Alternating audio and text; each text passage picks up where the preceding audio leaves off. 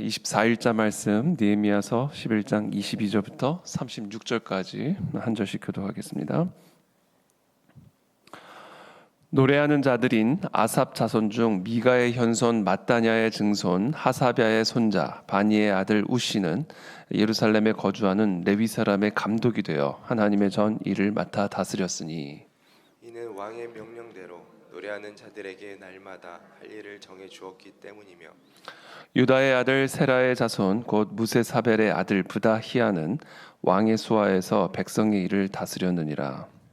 말과 들로 말하면 유다 자손의 일부는 기럇 아르바와 그 주변 동네들과 디본과 그 주변 동네들과 여갑스엘과 그 마을들에 거주하며 또 예수아와 몰라다와 벳펠렛과 하살수알과 부엘세바와 그 주변 동네들에 거주하며 또 시글락과 무고나와 그 주변 동네들에 거주하며 또 에네림몬과 소라와 야르뭇에 거주하며 또 사노아와 아둘람과 그 마을들과 라기스와 그 들판과 아세가와 그 주변 동네들에 살았으니 그들은 브엘세바에서부터 흰놈의 골짜기까지 장막을 쳤으며 또 베냐민 자손은 게바에서부터 믹마스와 아야와 베델과 그 주변 동네들에 거주하며 아나돗과 놉과 아나냐와 하솔과 라마와 기타임과 하딧과 스보임과 느발랏과 로드와 오노와 장인들의 골짜기에 거주하였으며 함께 읽습니다.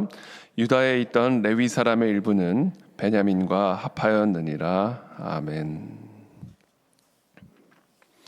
네, 오늘 본문 말씀도 어제 본문 말씀에서 계속해서 이어서 이제 예루살렘에 남아 있는 자들, 그들이 지금 예루살렘에 남아서 지금 어떤 일들을 하고 있는지 이런 부분들을 계속해서 기록을 하고 있습니다. 노래하는 자들인 아삽 자손 중 미가의 현손 마따냐의 증손 하사랴의 손자 바니의 아들 우시는 예루살렘에 거주하는 레위 사람의 감독이 되어 하나님의 전 일을 맡아 다스렸으니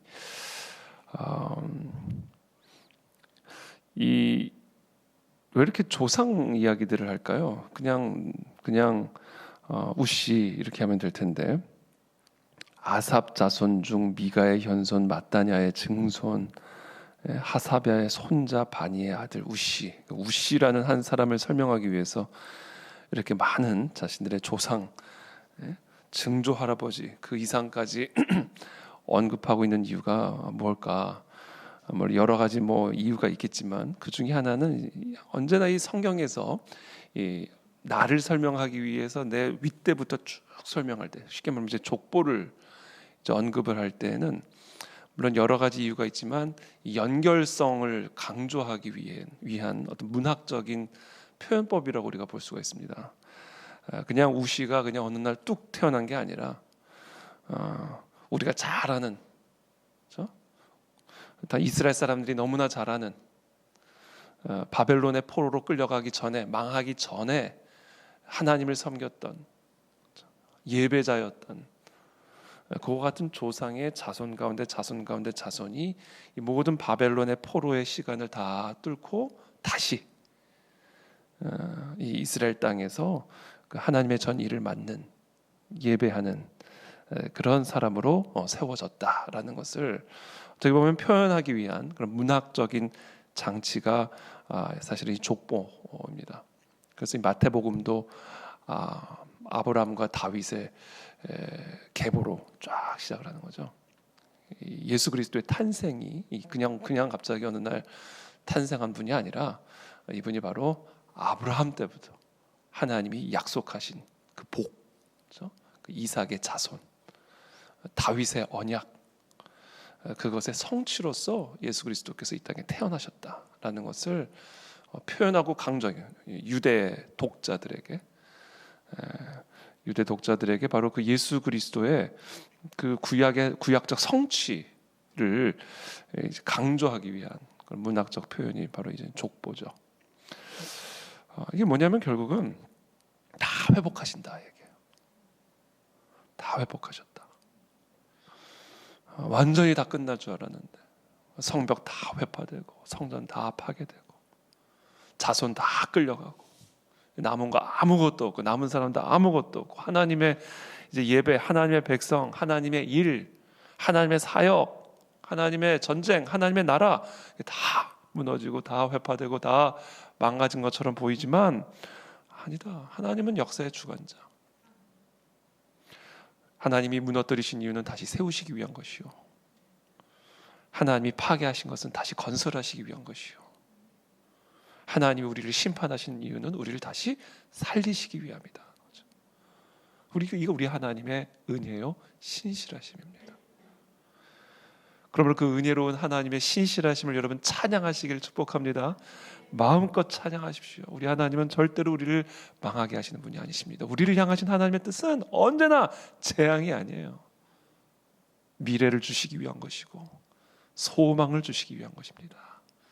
그분이 바로 우리 여호와 하나님이십니다. 그래서 마땅히 우리가 해야 할 일은 그 하나님을 찬양하는 거예요. 노래하는 거예요. 경배하는 겁니다. 예배하는 겁니다. 황무지라 할지라도, 모든 것이 다 회파된 땅이라 할지라도, 아무것도 남아있지 않고 아무도 남아있지 않은, 다 떠나가고 다 무너진 그런 땅이라 할지라도 여러분 그 땅에서 하나님을 예배할 때 그 땅이 여러분 신대륙이 되는 것을 믿으시길 축복합니다.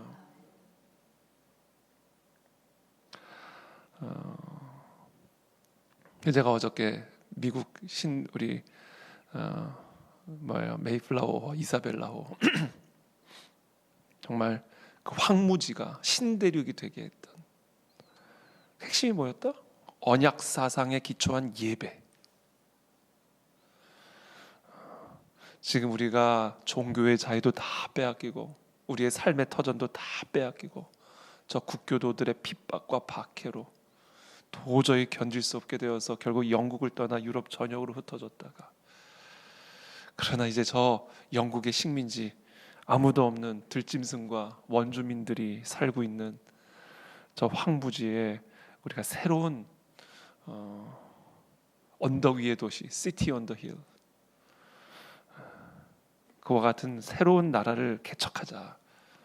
여러분, 나라를 개척하는 게 이게 보통 일입니까? 그렇죠? 그것을 위해 정말 대서양을 건너 생명을 걸고 어린 애들을 데리고 그곳에 도착하죠. 그곳에서 이제 이들이 제일 먼저 시작한 일은요, 도착하자마자 예배입니다. 무릎을 꿇고 하나님을 예배하죠. 그래서 이들이 가장 먼저 세운 것은 교회예요. 어디를 가나 교회를 세웠어요. 그리고 그 교회가 그 도시의 중심지가 됩니다. 제가 미국의 메릴랜드에 살 때, 메릴랜드는 워싱턴 DC하고 뭐 이웃입니다. 말이 주가 다를 뿐이지 뭐 강남구에서 서초구 넘어가는 거예요. 죄송합니다. 제 학교가 워싱턴 DC에 있었기 때문에 집은 메릴랜드 쪽에 있었고, 그러니까 베데스다라는 곳에 있었는데 자전거를 타고 이제 전철을 타러 갔습니다. 이제 자전거를 타러 전철을 항상 갔는데, 그때 항상 교회 비스무리한 아주 오래된 교회 비스무리한 게 있어요. 그래서 저게 뭘까? 되게 뭐 역사적인 장소 같은 거예요. 역사적인 장소 같은 것 같아가지고 자전거를 타고 가다가 잠깐 그곳에 들렸어요. 그때 뭐라고 돼 있냐면 이제 베데스다 미팅 플레이스, 그리고 1700 뭐 몇 년 이렇게 돼 있었어요. 근데 보니까 교회예요, 교회. 물론 지금도 현재 예배가 드려지는 곳은 아닌데 그게 교회더라고요, 교회. 십자가가 달려 있고. 근데 거기에 철치라고 되어 있는 게 아니라 미팅 플레이스, 모이는 장소라는 거예요. 그 뭐였냐면요, 이게 당시 청교도들이 미국 땅에 들어와 가지고 먼저 예배를 드리기 시작했는데, 그 예배를 드리면서 세운 그 교회를 다 뭐라고 불렀냐면요, 미팅 플레이스라고 불렀어요. 그러니까 모이는 장소. 그러니까 다 모이는 일종의 뭐라 그러죠? 뭐 노인정은 아닌데 왜 아파트 단지마다 그렇게 어르신들 이렇게 모이는 장소들 있잖아요. 이제 모여서 얘기도 나누고 삶도 나누고 맛있는 것도 먹고 약간 그런 비슷한 개념인 거예요. 그 도시에 이제 사는 사람들이 그냥 항상 모여 있는 곳이에요. 그곳이 교회였다고요. 그래서 그곳에서 예배도 드리고 말씀도 뭐 그때 뭐 학교가 따로 있습니까? 뭐가 따로 있습니까? 말씀도 가리키고 공부도 가리키고 밥도 같이 먹고 교제도 하고 게임도 하고. 그러니까 이 교회가 이 청교도들의 삶의 중심지였다고요. 그래서 예배도 드리고 교제도 하고 공부도 하고 삶도 나누고 문제도 해결하고. 그러면서 이 미팅 플레이스에서 학교가 튀어나오기 시작하고 병원이 튀어나오기 시작하고 학교가 튀어나오고 병원이 튀어나오면서 인물들이 튀어나오기 시작하고 마치 이게 뭐랄까 전염이 되듯이 또는 이게 뭐랄까요 원자 폭발이라고 그러나 계속 분열을 일으키는 거죠. 세포 분열을 일으키듯이 딱 이들이 아무것도 없는 땅에 진짜 아무것도 없는 땅에 몇백 명 배 타고 건너와가지고 진짜 뭘 아무것도 없는 땅이잖아요. 그 땅에 와가지고 예배를 드리면서 함께 예배를 드리기 위해서 미팅 플레이스라고 하는 초라한 초가집 같은 거 하나 지어놓고 거기서 사람들이 날마다 모여가지고 예배 드리고 밥 먹고 곧 공부하고 교육하고 교제하고 회의하고 그러는 가운데 이 미국 땅에 이 신대륙 황무지 땅에 학교가 세워지고 병원이 세워지고 거기서 인물들이 튀어나오고 정치 시스템이 나오기 시작하고 경제 시스템들이 세워지기 시작하고 기업들이 만들어지기 시작하고 이러면서 그 황무지 인디안들이 거주하던 사람이 살 수 없었던 그 땅이 신대륙이 되어서 수많은 전 세계 많은 사람들이 다 이 신대륙으로 건너오게 되면서 정말 미합 중국이 되는 거죠. 그렇죠? 그래서 오늘날의 미국이 되는 겁니다. 오늘도 마찬가지예요. 예루살렘에서 이 노래하는 자들 다 끊어졌고 다 파괴됐고 다 떠나갔고 다 죽었고 더 이상 어떤 소망도 남아있지 않았던 이 황무지와 같은 이 땅에 70년 만에 하나님이 다시 이 사람들을 되돌려 보내시죠. 그리고 이 황무지에서 무너졌던 성벽들을 재건하고 거기서부터 노래를 하기 시작하는 거예요. 아니 거기서 무슨 노래를 할 게 있다고 노래를 합니까?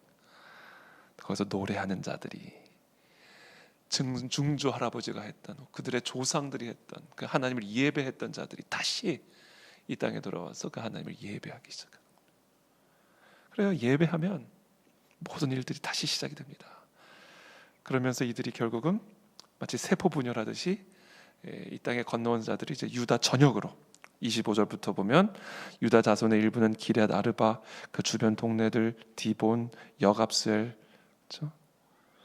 또 예수아와 몰라디와 벳벨렉과 하살수알과 브엘세바와 그 주변 동네들 또 시글락과 무구나와 그 주변 동네들에 거주하며 에느림몬과 소라와 야르무세 거주하며 세포 분열을 이렇게 쫙쫙 해서 퍼져나가는 거죠.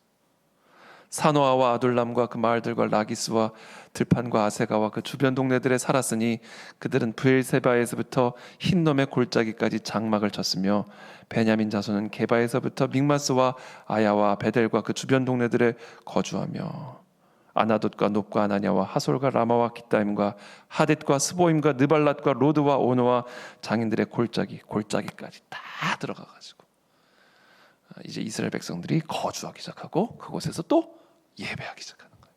그렇죠? 그러면서 이 완전히 황폐한 이 유대 땅이 이제 회복이 되고 예배를 통해서 그렇죠? 지경이 확장이 되기 시작합니다. 노래하는 자들인 아삽 자손 중 미가의 연손 마따냐의 증손 하사바의 손자 바니 아들 우시가 하나님의 전에서 노래를 하기 시작합니다. 이스라엘 백성들의 노래를 인도하기 시작하면서 예배를 인도하기 시작하면서 점점 이들이 유대 전역 골짜기로까지 들어가서 그래서 하나님을 예배하고 경배하며 이 땅에 하나님의 나라와 통치가 임하는 놀라운 부흥의 역사가 시작이 되는 것을 보게 됩니다. 그러니까 이거예요. 예배를 시작하는 한 사람, 예배를 시작하는 그 한 공동체, 그것이 민족 공동체를 변화시키고 회복시키는 놀라운 생명의 불씨인 줄을 믿습니다.